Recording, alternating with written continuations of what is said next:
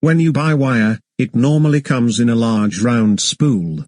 A spool is a very long wire that is wrapped in a coil.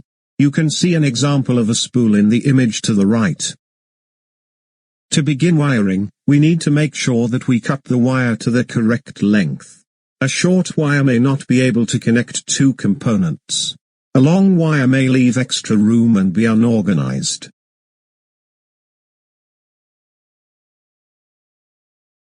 To cut wire, we will use a tool called linesman pliers.